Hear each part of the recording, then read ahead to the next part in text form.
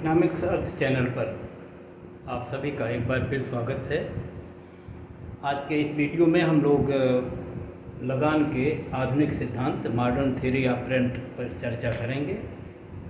इसके पहले हम लोगों ने रिकार्डो के लगान सिद्धांत को पढ़ा है और जिसमें हमने देखा है कि रिकार्डो ये मानते थे कि भूमि उत्पादन के अन्य साधनों से अलग है। इसमें कुछ ऐसी विशिष्ट गुण हैं या लक्षण हैं जो उत्पादन के दूसरों साधन में नहीं होते और उन विशेष गुणों के कारण ही भूमि को जब हम भूमि पर खेती करते हैं तो जो लागत लगाते हैं उसकी तुलना में अतिरेक प्राप्त होता है और इस अतिरेक या सरप्लस को हम लोग रेंट या लगान का नाम देते हैं। और जो विशिष्टता थी उसको हम 2-3 पॉइंट्स में देख सकते हैं। पहले तो वो ये मानते थे कि भूमि जो है वो दुर्लभ है, स्केर्स है। भूमि जो है वो सीमित है, स्केर्सिटी है उसमें। और ऐसा इसलिए है क्योंकि भूमि जो है वो प्रकृति प्रदत्त उपहार है, वो एक तरह से नेचर की गिफ्ट है। और जितना समाज को ये प्रकृति द्वारा उपलब्ध हो गई है, करा दी गई है, उसको व्यक्ति जो है घटा बढ़ा नहीं सकता और इस रूप में वो सीमित होती है। उत्पादन के अन्य साधनों को हम घटा बढ़ा सकते हैं और दीर्घकाल में, लेकिन भूमि को दीर्घकाल और अल्पकाल दोनों में ये सीमित होती है।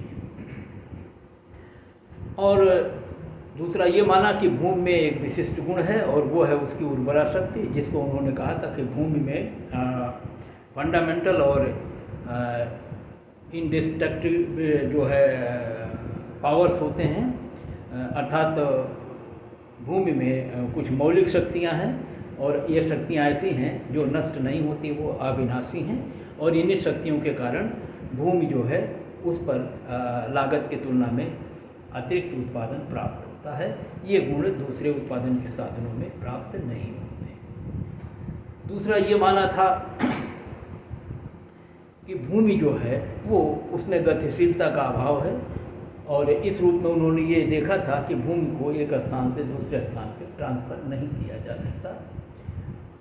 और तो भूमि में दुर्लभता है, स्कैर्सिटी है, भूमि में गतिशीलता का अभाव है और भूमि में कुछ विशिष्ट गुण हैं जो उत्पादन के अन्य साधनों में नहीं हैं। और इस विशिष्टता के कारण, इस दुर्लभता के कारण भूमि को अतिरेक प्राप्त होता है और इसको उन्होंने लगान का नाम दिया था।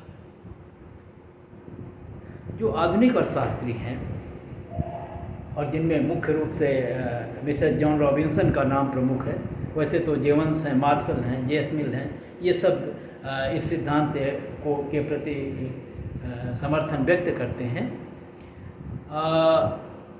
इसमें आधुनिक सिद्धांत में ये माना जा रहा है या माना गया है कि उत्पादन के अन्य साधनों में भी भूमि के वे तत्व जिनके आधार पर रिकार्डो ने उन पर मिलने वाले अतिरेक को लगान का नाम दिया है, अन्य साधनों में भी ये तत्व मौजूद होते हैं। और यदि अन्य साधनों में भी ये तत्व का मतलब वो साधन गतिशीलता का अभाव हो, साधनों में विशिष्टता हो और साधनों की में सीमितता हो, तो ऐसी स्थिति में उन साधनों में भी भूमि के ये गुण हैं और इसलिए इन साधनों को भी अगर अतिरेक मिलता है तो ये अतिरेक वैसे ही है जैसे भूमि को मिलने वाला अतिरेक है और ये भी लगान जैसा ही है। इसलिए आधुनिक अर्थशास्त्री स्वीकार करते हैं कि भूमि भी या उत्पादन के अन्य साधनों को भी उसी प्रकार से लगान या अतिरेक प्राप्त हो सकता है जिस प्रकार से भूमि को मिलता है। और भूमि के लिए किसी अलग सिद्धांत की ज़रूरत नहीं है और ये उन्हीं सिद्धांतों या सामान्य सिद्धांत के आधार पर जो मार्क्स का सिद्धांत है, जिसमें साधनों की सीमांत उत्पादकता के बराबर संतुलन में पारिश्रमिक निर्धारित होता है, वैसे ही सारे साधनों के साथ भूमि पर भी इस सिद्धांत को लागू किया जा सकता है। इसके लिए इस तरह के किसी पृथक सिद्धांत की ज़रूरत नहीं है। भूमि को हम अगर सीमित मान लें तो इसका मतलब भूमि की पूर्ति को घटाया बढ़ाया नहीं जा सकता और इसको आधुनिक अर्थशास्त्री भी स्वीकार करते हैं और ये भूमि का एक महत्वपूर्ण या प्रमुख लक्षण है। लेकिन जो मांग पक्ष है, जैसा कि हमने देखा है, रिकार्डो भी कहते थे जब जनसंख्या का दबाव बढ़ता है और वैसी स्थिति में जिस भूमि पर खेती समाज द्वारा की जाती है और अधिक उपजों की ज़रूरत पड़ती है खाद्यान्नों की मांग बढ़ने के कारण, और धीरे धीरे अधिक उपजाऊ भूमि से कम उपजाऊ भूमि, उससे कम उपजाऊ भूमि, इस प्रकार से खेती की जाती है। और एक ऐसी स्थिति आती है जब ये सारी खेती की भूमि जो है जिस पर खेती की जा सकती है और जहाँ पर अतिरिक्त प्राप्त हो सकता है वो समाप्त हो जाती है और अंततः हम मार्जिनल लैंड या सीमांत भूमि पर खेती करते हैं। और सीमांत भूमि के आगे की जो भूमियाँ हैं क्योंकि उस पर नुकसान हानि होती है, इस नाते सीमांत भूमि के बाद जो भूमि बचती है उस पर खेती नहीं होती। और वैसी स्थिति में भी अगर मांग बढ़ती है तो रिकार्डो कहते हैं फिर उपजों के मूल्य बढ़ते हैं और उपजों के मूल्य बढ़ने से लगान की जो मात्रा है मौद्रिक वो बढ़ जाती है। ठीक वैसे ही आधुनिक अर्थशास्त्री भी स्वीकार करते हैं कि जब भूमि पर या लगान की जो राशि है सीमांत उत्पादकता से कम होती है, वैसी स्थिति में जो है जब तक ज़्यादा होती है वैसी स्थिति में मांग के बढ़ने के साथ साथ जो है उपजों के मूल्य बढ़ते हैं और इस प्रकार से भूमि का जो मांग वक्र है ये ऊपर शिफ्ट होता जाता है मांग बढ़ने के कारण। और क्योंकि भूमि में भी रिकार्डो और क्लासिकल अर्थशास्त्री सब मानते थे और ये उत्पादन के प्रत्येक क्षेत्र में माना जाता है कि उत्पादन में ह्रासमान प्रतिफल का नियम लागू होता है। और प्रारंभिक तौर पर तो क्लासिकल अर्थशास्त्री इसे भूमि तक ही सीमित करते थे और वैसी स्थिति में अगर भूमि पर यह सिद्धांत लागू हो तो वैसी स्थिति में जो मांग वक्र होगा उपजों का जो खेती से उत्पादित उपजें हैं उनकी जो मांग वक्र होगा वो ऊपर से नीचे गिरता हुआ होगा। और क्योंकि सीमांत उत्पादकता गिरती जाती है इस नाते मूल्य भी घटेंगे, तभी ये उत्पादन मांग बढ़ेगी उनकी, तो मांग वक्र ऊपर से नीचे गिरेगा और जनसंख्या बढ़ने और मांग बढ़ने के कारण कृषि उपजों के मांग वक्र ऊपर जाएंगे और मांग वक्र के ऊपर या नीचे इस तरह से शिफ्ट होने के पर जो भूमि का मूल्य है जिसे हम इस रूप में लगान कह सकते हैं वो ऊपर नीचे होगा और ये सप्लाई कर्व और डिमांड कर्व के माध्यम से निर्धारित होगा।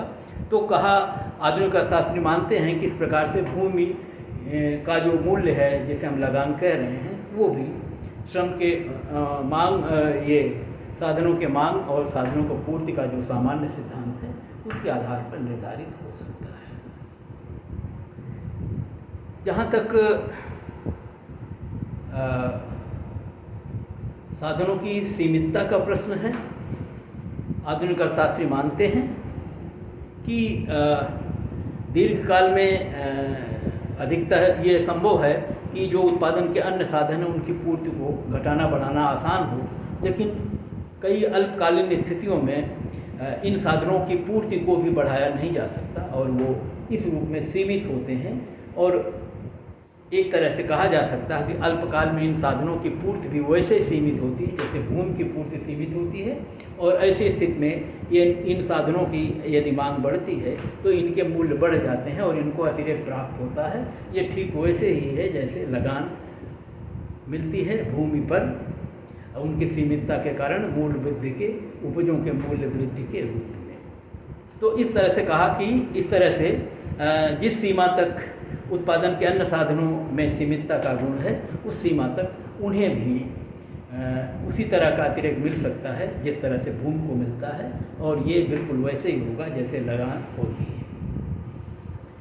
जहाँ तक गतिशीलता का प्रश्न है, आधुनिक अर्थशास्त्री ये मानते हैं कि रिकार्डो ने वास्तव में गतिशीलता को एक जिस परिप्रेक्ष्य में देखा है वो सही नहीं है। गतिशीलता इस रूप में देखी जानी चाहिए कि क्या भूमि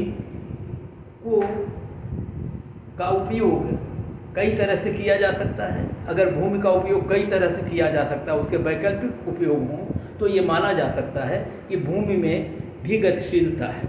जैसे जिस भूमि के टुकड़े पर हम गेहूँ बो सकते हैं और गेहूँ न बो के उसमें हमें आलू बो सकते हैं, हम उसमें गन्ना लगा सकते हैं, तो बगीचे लगा सकते हैं। तो ये कहा गया कि इस प्रकार से भूमि के टुकड़ों के भी कई उपयोग हैं और इस रूप में भूमि में भी गतिशीलता है। और ऐसे ही गतिशीलता उत्पादन के अन्य साधनों में भी है कि वो एक उपयोग से निकलकर दूसरे उपयोग में जा सकते हैं यदि उनकी सीमांत उत्पादकता के बराबर उन्हें पारिश्रमिक नहीं मिलता है तो इस स्थिति में भूमि में भी गतिशीलता है, उत्पादन के अन्य साधनों में भी गतिशीलता है और इस नाते दोनों को इस रूप में अलग अलग नहीं किया जा सकता। इसी तरह से एक प्रश्न विशिष्टता का आता है। विशिष्टता का जैसे हमने कहा कि भूमि में एक विशिष्ट गुण है और उस विशिष्टता के गुण के कारण उन्हें अतिरिक्त मिलता है, तो आधुनिक अर्थशास्त्री मानते हैं कि उत्पादन के अन्य साधनों में भी विशिष्टता के गुण होते हैं। अर्थात उत्पादन का एक साधन अगर कई उपयोगों में काम कर सकता है तो विभिन्न उपयोगों में उसकी उत्पादकता अलग अलग होती है। जिस कार्य में सबसे बेहतर काम वो कर सकता है वहाँ पर उसकी उत्पादकता सर्वाधिक होगी और वहाँ पर उसे पारिश्रमिक अधिक मिलेगा। उसकी तुलना में जो कार्य या जिन उपयोगों में उसकी दक्षता अपेक्षाकृत कम है वहाँ उसकी उत्पादकता उससे कम होगी और वहाँ पर उसे जो है कम प्रतिफल मिलेगा। तो इस प्रकार से उत्पादन के विभिन्न साधनों में भी एक विशेष गुण है और उस विशेष गुण के कारण उनको उस कार्य विशेष में अधिक पारिश्रमिक मिलता है और ये कहा जा सकता है कि ये अतिरिक्त जो पारिश्रमिक है उनकी विशिष्टता के गुण के कारण है। और ये ठीक वैसे ही है जैसे उत्पादन के जैसे भूमि को मिलने वाला अतिरेक है जो उसके उस विशेष गुण जो उसकी मौलिक और अविनाशी शक्तियाँ हैं या जो भूमि के विभिन्न टुकड़ों में उर्वरा शक्तियों की भिन्नता है उनके कारण जो मिलता है वैसे ही अतिरेक उत्पादन के अन्य साधनों को भी मिलता है। तो इस दृष्टि से सब मिला के जो यहाँ पर आधुनिक अर्थशास्त्री स्वीकार करते हैं वो ये कि भूमि और उत्पादन के अन्य साधनों में जिस सीमा तक एक रूपता है, जिस सीमा तक उत्पादन के अन्य साधनों में भूमि के तत्व विद्यमान हैं उस सीमा तक उत्पादन के अन्य साधनों को भी वैसे ही अतिरिक्त प्राप्त हो सकता है और होता है जैसे भूमि को होता है। और इस प्रकार से वो इन दोनों को एक ही जैसे सिद्धांत से इनका समाधान निकालने का प्रयास करते हैं। अब हम आते हैं मूल प्रश्न पर और इस आधुनिक सिद्धांत को लगान का जो है उसे समझने के लिए कुछ टर्म्स का हम लोग प्रयोग करेंगे और उनके उपयोग के माध्यम से हम इसे दिखाने का प्रयास करेंगे। एक जो साधनों को हम दो भागों में बांटते हैं, एक साधन को कहते हैं कि कुछ साधन स्पेसिफिक होते हैं और कुछ साधन नॉन स्पेसिफिक होते हैं। ये साधनों के दो प्रकार हो सकते हैं। स्पेसिफिक का मतलब साधन विशिष्ट है और विशिष्ट का मतलब है कि उसमें कोई विशेष गुण है और उस विशेष गुण के कारण जिस उपयोग में इस गुण की आवश्यकता पड़ती है उस उपयोग में उसे ज़्यादा उसकी उत्पादकता होती है। और साधन पूर्णतः विशिष्ट हो सकते हैं और पूर्णतः विशिष्ट होने का मतलब ये हुआ कि वो केवल एक ही कार्य कर सकते हैं, इसके अलावा कोई दूसरा कार्य नहीं कर सकते। और जहाँ तक अविशिष्ट का अर्थ है इसका मतलब ये है कि कोई भी साधन, एक साधन जो है वो कई तरह के कार्य कर सकता है और जैसे एक कार्य कर सकता है बिल्कुल उसी तरह का दूसरा कार्य भी कर सकता है और दोनों में उसकी उत्पादकता बिल्कुल एक जैसी हो सकती है। अगर ऐसा हो तो कहा जाएगा साधन पूर्णतः अविशिष्ट है, अर्थात एक काम से अगर उसे निकाला जाएगा तो वो दूसरे काम में जाएगा और उतना ही उत्पादकता वहाँ भी उसकी होगी जितना पहले कार्य में थी। अर्थात जो पहला कार्य कर रहा था उसमें ऐसी कोई उसकी विशिष्टता नहीं थी जिनके कारण उसे दूसरे कार्य की तुलना में ज़्यादा या कम पारिश्रमिक मिले। तो ऐसे साधन को हम कहते हैं पूर्णतः अविशिष्ट साधन। और सामान्य तौर पर जो साधन होते हैं उनमें विशिष्टता और अविशिष्टता दोनों गुण विद्यमान होते हैं। कहने का अर्थ ये हुआ कि एक कार्य में वो ज़्यादा निपुण होता है, दूसरे कार्य में उसकी तुलना में कम निपुण होता है, किसी तीसरे काम में और कम निपुण होता है। तो इसका मतलब है कि जिसमें सबसे अधिक निपुण है उसमें उसके भीतर कोई एक विशिष्टता का गुण है जो दूसरे कार्य की तुलना में इस प्रथम कार्य में या सर्वोत्तम उपयोग में उसे ज़्यादा पारितोषिक मिलता है या उसकी उत्पादकता वहाँ ज़्यादा होती है।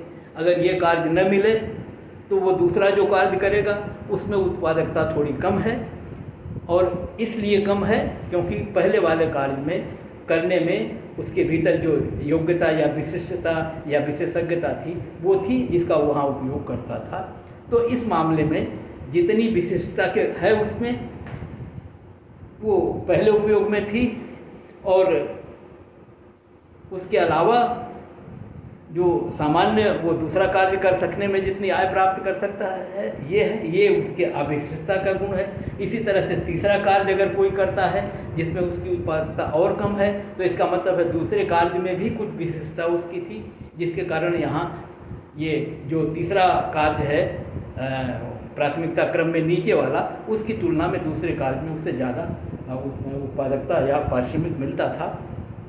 तो इस प्रकार से साधन आंशिक तौर पर उसमें विशिष्टता का गुण भी हो सकता है और अविशिष्टता का भी, और विशिष्टता के गुण के कारण जितना अतिरिक्त उसे पारितोषिक रिवार्ड या प्रतिफल मिलता है वो एक तरह से उस विशिष्टता के कारण उसे अतिरेक मिलता है, और इस अतिरेक को लगान का रूप दिया जा सकता है। तो ये हम साधनों की इन विशिष्टता के आधार पर साधनों को दो भागों में बांट रहे थे।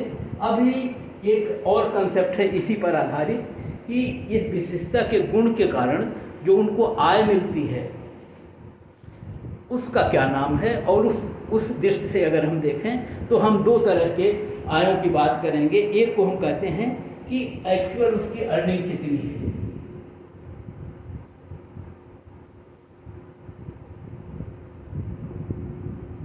ये जो प्रेजेंट में है,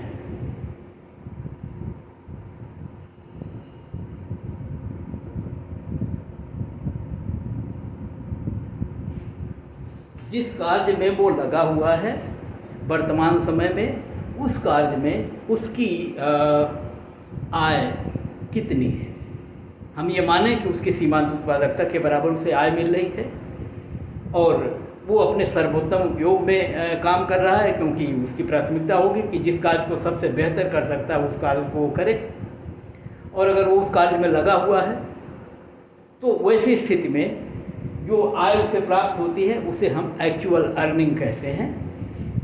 अब एक विकल्प दूसरा है कि अगर इस कार्य से उसे निकाला जाए, या आप कहें कि ये कार्य उसे न मिले तो वो कौन सा कार्य करेगा, तो वो प्रयास करेगा कि दूसरा जो सबसे बेहतर कार्य है वो करे। ये तो बेस्ट यूज था, प्रेजेंट ऑक्यूपेशन में सर्वोत्तम उपयोग में वो काम कर रहा था। अगर ये काम न मिले तो दूसरा जो सर्वोत्तम होगा, सेकंड बेस्ट यूज जो होगा, उस उपयोग में वो जाएगा। तो जो सेकंड बेस्ट उसका ऑप्शन है काम करने का, उसमें जो मिलेगा आय, उसको हम कह सकते हैं, उसका नाम होता है ट्रांसफ़र अर्निंग।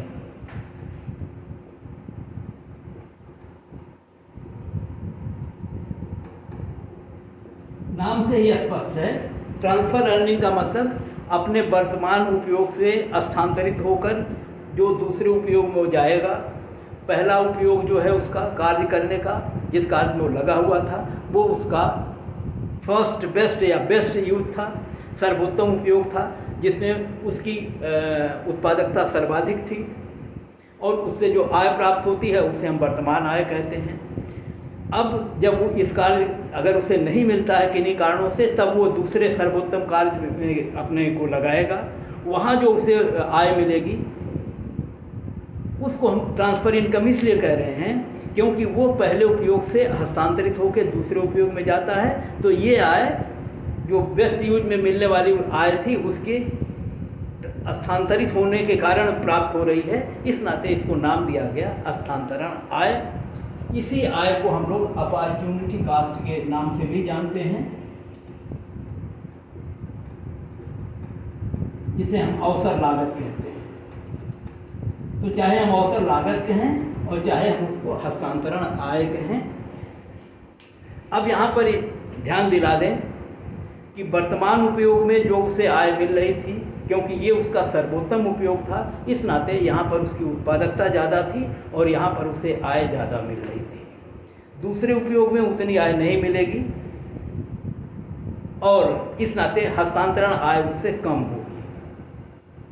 तो जो प्रथम उपयोग में जो सर्वोत्तम उपयोग था, जिसमें वर्तमान आय जिसको हम नाम दे रहे हैं, वो जितनी अधिक मिल रही है वो अधिकता इसलिए है क्योंकि उसमें कोई विशेषज्ञता है, विशेष गुण है जो उस उपयोग में लगने पर उत्पादन पर उसका असर आता है, उत्पादकता उसकी बढ़ जाती है।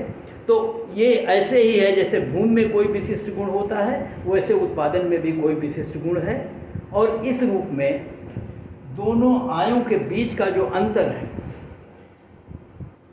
ये कहा गया कि उस उत्पादन के साधन को एक विशेष तरह का अतिरेक मिल रहा है और ये अतिरेक उसकी उस विशेष गुण के कारण मिल रहा है, विशेषज्ञता के कारण मिल रहा है जो उसके भीतर है और जिसका उपयोग वो प्रथम उपयोग में या सर्वोत्तम वाले उपयोग में कर रहा था। और ये वैसे ही है जैसे भूमि पर उसके जो विशेष गुण है, मौलिक अविनाशी शक्तियाँ, उर्वरा शक्ति का, और वो होने के नाते भूमि पर लागत की तुलना में अतिरेक प्राप्त होता है, वैसे ही उत्पादन के अन्य साधनों में को भी किसी विशेष उपयोग में उनकी विशिष्टता के कारण यदि दूसरे उपयोग या सेकंड बेस्ट उपयोग की तुलना में अधिक आय मिलती है, तो जितनी आय अधिक मिलती है, ये आय या ये अतिरेक बिल्कुल वैसे ही जैसे भूमि को मिलने वाला अतिरेक है। और इस नाते उत्पादन के अन्य साधनों को भी यदि उनमें विशिष्टता का गुण है तो लगान प्राप्त हो सकती है।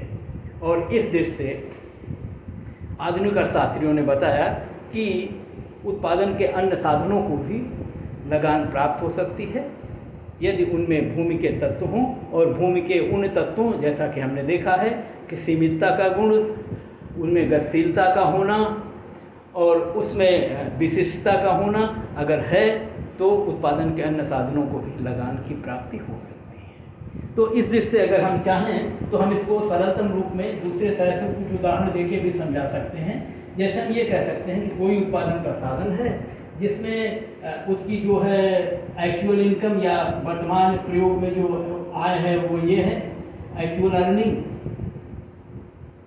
ये ब्लैक बोर्ड पर थोड़ा छोटा है, जगह कम लिख रहे हैं, तो ये वास्तविक आय है और ये उसकी ट्रांसफर इनकम है।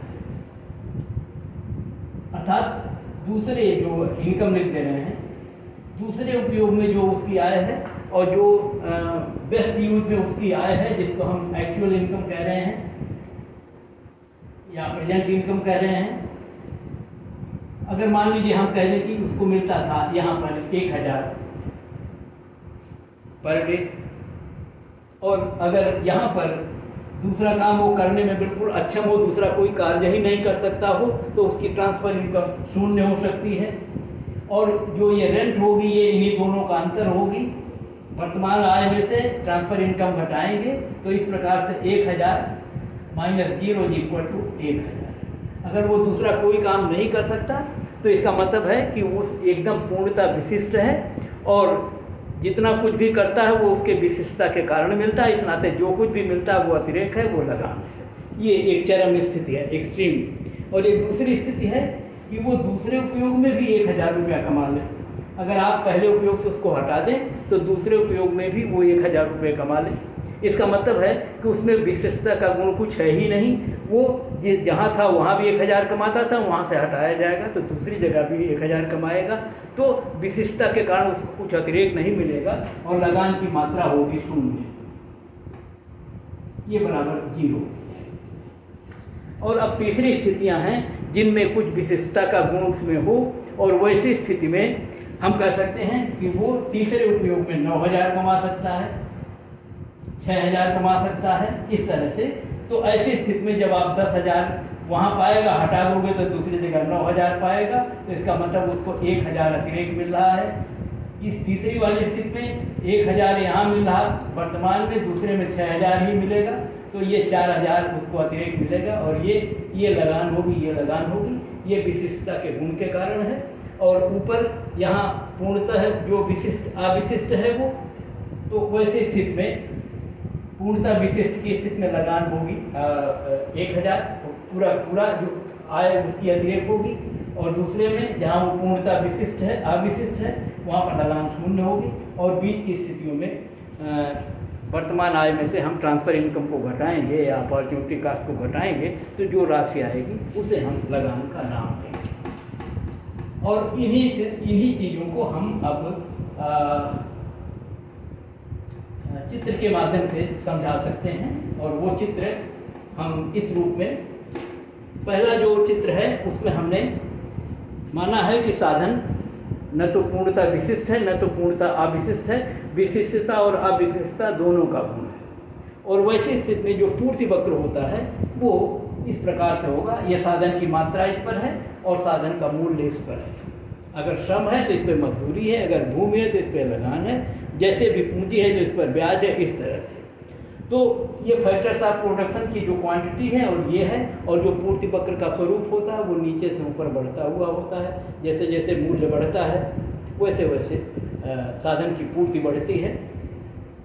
और जो पूर्ति वक्र है वो ये दिखाता है कि कम से कम कितनी उसे पारिश्रमिक मिले, प्रतिफल मिले, तब वो इतनी पूर्ति करेगा। तो एक तरह से ये जो ट्रांसफ़र इनकम होती है या ट्रांसफ़र अर्निंग होती है, ये होती है minimum supply price. Minimum supply price का मतलब होता है कि वो न्यूनतम मूल्य जिसको प्राप्त किए बगैर उत्पादन का कोई साधन अपनी पूर्ति नहीं करेगा। तो कम से कम उसको इतना मूल्य चाहिए। और कितना मूल्य चाहिए? कि उतना मूल्य जितना वो कम से कम अपने सेकंड बेस्ट यूज में प्राप्त कर सकता है, अर्थात जो उसकी ट्रांसफ़र इनकम है या जो उसकी अपॉर्चुनिटी कास्ट है उतना मूल्य उसको मिलेगा, तभी वो अपने साधन की पूर्ति करेगा। इसका मतलब है कि जो न्यूनतम सप्लाई प्राइस है, कम से कम जो पूर्ति वक्र है, वो उस मूल्य को प्रदर्शित करता है जो उसका न्यूनतम मूल्य है, जिसे प्राप्त किए बगैर वो कार्य नहीं करेगा। ये न्यूनतम मूल्य उसके ट्रांसफ़र इनकम या अपॉर्चुनिटी कास्ट को प्रदर्शित करेगा। तो ये जो सप्लाई कर्व है ये ट्रांसफ़र इनकम को प्रदर्शित करता है। और क्योंकि सप्लाई कर्व जो है एक एक इकाई जोड़ के चलते हैं हम लोग, और हम जानते हैं कि किसी वक्र के अगर कुल मूल्य को हम ज्ञात करने का प्रयास करें, जैसे हम तो कह सकते हैं कि पूर्ति वक्र के नीचे का जो पूरा क्षेत्रफल होता है वो उस कुल अर्निंग्स को प्रदर्शित करता है जो उस उत्पादन के साधन को इतने साधनों की पूर्ति के बदले चाहिए। तो ये इतने पूर्ति पर जैसे मैं मिटा दूंगा अभी, जैसे हम कह सकते हैं कि जब इस इकाई का वो उपयोग वो करता पूर्ति तो इतना मूल्य उसको चाहिए यहाँ से यहाँ तक, दूसरे का इतना चाहिए, तीसरे कितना चाहिए, चौथे कितना चाहिए, और इस प्रकार से जब सबका जोड़ेंगे तो ये पूरा क्षेत्रफल है हो जाएगा जो उसके उस कुल मूल्य को प्रदर्शित करेगा जो उसे कम से कम चाहिए OL श्रमिकों की या OL साधनों की पूर्ति करने के लिए। तो पूर्ति वक्र जो है उस न्यूनतम पूर्ति मूल्य को प्रदर्शित करता है, और ये न्यूनतम पूर्ति मूल्य जो है ये उसके ट्रांसफ़र अर्निंग को या स्थानांतरण आय या अपॉर्चुनिटी कास्ट या अवसर लागत को प्रदर्शित करेगा। क्योंकि मांग वक्र इस पर इसको काट रहा है, इस नाते ये संतुलन का बिंदु है, और इस संतुलन बिंदु पर इतने साधनों की पूर्ति करने के लिए कम से कम इतनी उसे आय प्राप्त होनी चाहिए, और वो राशि है OCEL। ऊपर लिखा हुआ है ये ट्रांसफ़र अर्निंग जो है OCEL है। इतना नहीं देंगे तो वो काम नहीं करेगा। और जो मूल्य निर्धारित होता है बाजार में उस साधन का, वो मूल्य मांग और पूर्ति के शक्तियों द्वारा ई बिंदु द्वारा निर्धारित होगा। वो मूल्य है OP, एक इकाई का, एक श्रमिक का। और इतने श्रम की या इतने उत्पादन के साधनों की मात्रा को इतने से गुणा करेंगे तो जो कुल मूल्य उसे मिलेगा एक्चुअल, वो है OPEL। तो उसकी जो वर्तमान अर्निंग है प्रेजेंट यूज में वो है OPEL। जो ट्रांसफ़र इनकम है OCEL। और वर्तमान में से जब आप ट्रांसफ़र इनकम को घटाएंगे तो जो अतिरिक्त होगा वही लगान होगी। और जब हम घटाएंगे बड़े इस आयत में से इस क्षेत्र को OCEL को, तो ये जो रेखांकित क्षेत्र है CPE ये होगी रेंट आधुनिक अर्थशास्त्रियों के अनुसार। और इस प्रकार से वर्तमान आय और हस्तांतरण आय के अंतर के आधार पर इसको प्रदर्शित किया जा सकता है। और जो वर्तमान उपयोग में उसे अतिरिक्त आय मिल रही है CPE, ये उसके उस विशेष उपयोग में उसकी विशेष योग्यता या उसके विशिष्टता के गुण के कारण प्राप्त हो रही है। और इस नाते ये लगान उसी तरह से है जैसे भूमि को मिलने वाला लगान है। अब अगर हम सामान्य तौर पर इस तरह की स्थितियाँ मिलती हैं और साधनों में विशिष्टता के कुछ गुण होते हैं, लेकिन दो चरम स्थितियाँ हैं जिसमें साधन पूर्णतः विशिष्ट हो या साधन पूर्णतः अविशिष्ट हो। और पूर्णतः विशिष्ट होने का मतलब हुआ कि दूसरे उपयोग में वो कोई कार्य नहीं कर सकता, अर्थात दूसरे उपयोग में उसकी आय शून्य होगी। और वैसी स्थिति में उसका पूर्ति वक्र बेलोचदार होगा, वर्टिकल इस तरह का। तो जब साधन पूर्णतः विशिष्ट होगा, एक कार्य के अलावा दूसरा कार्य वो कर ही नहीं सकता है, वैसी स्थिति में पूर्ति वक्र जो है LS के बराबर की तरह पूर्णतः बेलोचदार होगा, लंबवत। और वैसी स्थिति में मांग वक्र के संतुलन से जो मूल्य निर्धारित होगा वो OP होगा। और इस प्रकार से उसकी कुल वर्तमान अर्निंग जो है OPEL होगी, क्योंकि दूसरा कार्य जो कर ही नहीं सकता। इसका मतलब दूसरी आय में उसके दूसरे उपयोग में उसकी आय शून्य होगी। या आप ये कह लें कि अगर आप उसके मूल्य को घटाते घटाते 0 तक ले जाएं तो भी वो उतने पूर्ति करेगा, क्योंकि पूर्ति वक्र तो वर्टिकल है। इसका मतलब है कि अगर उसकी आय शून्य हो जाए तब भी उतने पूर्ति रहेगी, और अगर वो काम करता है तब भी उतने पूर्ति है उसकी।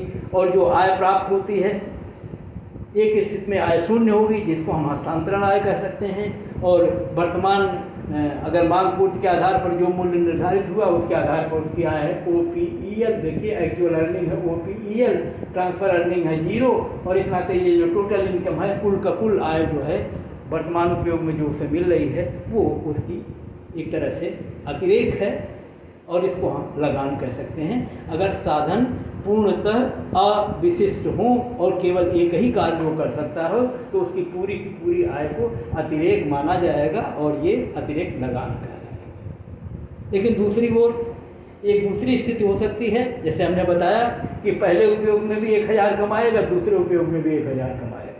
तो 1000 से अगर 1 पैसा भी अगर उसकी आय को आप कम करेंगे मूल्य को, तो इस काम को छोड़ देगा और दूसरे काम में जाके उतना कमाएगा। तो वैसे स्थिति में उसको दोनों जगह आय बराबर होगी। तो जो वर्तमान उपयोग में आय है वही दूसरे उपयोग में भी आय होगी। और ऐसी स्थिति में उसका पूर्ति वक्र जो है वो परफेक्टली इलास्टिक होगा, आधार के समानांतर होगा। ये परफेक्टली इनइलास्टिक होगा, जो y अक्ष या लंब अक्ष के समानांतर होगा। और वैसी स्थिति में ये मांग का स्वरूप अगर डी वक्र इस तरह का ऐसे ही होगा तो जो मूल्य है OP निर्धारित होगा। तो सर्वोत्तम जिस उपयोग में लगा हुआ वो भी इतने आय प्राप्त करेगा, और अगर उसके मूल्य को जरा भी घटाया जाएगा तो छोड़ के दूसरे उपयोग में जाएगा, उतने वहाँ भी कमाएगा। और ऐसी स्थिति में एक्चुअल अर्निंग और ट्रांसफ़र अर्निंग दोनों बराबर होंगी, और इस नाते यहाँ पर लगान की मात्रा शून्य होगी। तो ये देखिए दोनों बराबर हैं। और जब आप उसी राशि उतने राशि वर्तमान आय है, उतने राशि हस्तांतरण आय है, दोनों का अंतर निकालेंगे तो शून्य आएगा। तो साधन अगर पूर्णतः विशिष्ट है तो उसकी पूरी आय लगान होगी। साधन अगर पूर्णतः अविशिष्ट है तो उसकी लगान शून्य होगी। और विशिष्टता अविशिष्टता का दोनों गुण है, तो वर्तमान उपयोग में जो आय वर्तमान आय अधिक होगी और जो ट्रांसफ़र इनकम या अवसर लागत है वो कम होगी, और दोनों का कुछ अंतर आएगा जो पॉजिटिव होगा, और वो लगान होगी, और वो पॉजिटिव रूप में हमको इस प्रकार मिलेगी। तो यहाँ लगान पूरी आय यहाँ लगान शून्य और यहाँ दोनों के बीच की स्थिति तथा कुल आय का एक हिस्सा, ये इसकी विशिष्टता का प्रतिफल है जो रेखांकित है, ये इसकी अविशिष्टता का प्रतिफल है, और इस प्रकार विशिष्टता का जो प्रतिफल है वो लगान है। तो इस प्रकार से लगान के आधुनिक सिद्धांत में हमने इस अवसर लागत या ट्रांसफ़र इनकम के माध्यम से या साधनों के विशिष्टता और अविशिष्टता के गुण के आधार पर ये आधुनिक अर्थशास्त्रियों ने दिखाने का प्रयास किया कि जो लगान का आधुनिक सिद्धांत है उसमें उत्पादन के अन्य साधनों को भी लगान प्राप्त होता है या हो सकता है, और ऐसा तब होता है जब उत्पादन के अन्य साधनों में भी वे लक्षण या वो गुण होते हैं जो भूमि में होते हैं। तो इस रूप में लगान का ये आधुनिक सिद्धांत लगान के रिकार्डो के सिद्धांत से भिन्न है, और इस सिद्धांत में ये बताने का प्रयास किया गया है कि उत्पादन के अन्य साधनों को भी लगान प्राप्त हो सकता है वैसे ही जैसे भूमि पर मिलता है, और जो मिलने का कारण है वो भूमि के वे विशिष्ट तत्व हो सकते हैं, भूमि में कोई विशेष गुण जो उनकी उर्वरा शक्ति के रूप में, मौलिक और अविनाशी शक्तियों के रूप में है, वैसे ही उत्पादन के अन्य साधनों में विशिष्टता का गुण हो सकता है जिनके कारण उनको किसी विशेष उपयोग में दूसरे उपयोग की तुलना में ज़्यादा उत्पादकता या ज़्यादा प्रतिफल प्राप्त होता है। और इस प्रकार से आधुनिक अर्थशास्त्री लगान के इस अपने सिद्धांत को इस रूप में प्रस्तुत करते हैं, क्योंकि दोनों सिद्धांतों को हमने बहुत तुलनीय ढंग से आपको समझा दिया है। इनकी आप परस्पर तुलना भी कर सकते हैं। समय अभाव के कारण आज यहाँ हम नहीं आपको बता रहे हैं, आप दोनों को ध्यान से देखें तो बड़े आसानी से दोनों का अंतर कर सकते हैं। और इस रूप में जो ये नया आधुनिक सिद्धांत है वो रिकार्डो के उस मूल सिद्धांत जिसमें तमाम तरह की ऐसी मान्यताएं थी जो एक तरह से अवास्तविक भी हो सकती हैं, पूर्ण प्रतियोगिता की कल्पनाएं, पूर्ण रोजगार की कल्पनाएं, और भूमि के संदर्भ में जो प्रदत्तता या भूमि के जो उपयोग या भूमि की जो सीमितता, आज के जो कई ऐसी मान्यताएं हैं जिनको छोड़कर भी हम आधुनिक इस सिद्धांत के माध्यम से लगान के सिद्धांत की व्याख्या कर सकते हैं। तो आज का ये विश्लेषण ही समाप्त करते हैं, फिर मिलते हैं। धन्यवाद और शुभकामनाओं के